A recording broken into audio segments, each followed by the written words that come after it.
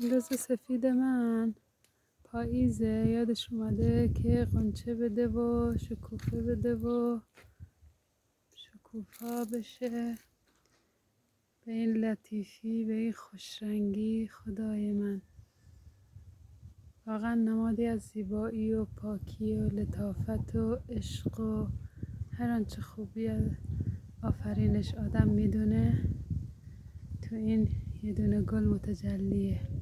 قربون خلقت خدا برم، خیلی زیبا، پر گل شده، پر گل. ای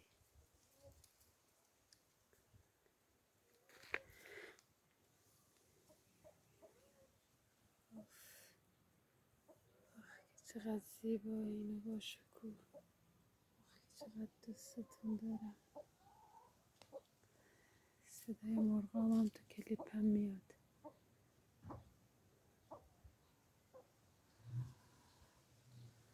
اون درخت شلیل که پاییز برگاشو رنگی کرده و میره که برگاش بریزن پا درخت.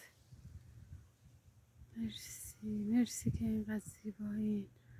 خدایا مرسی.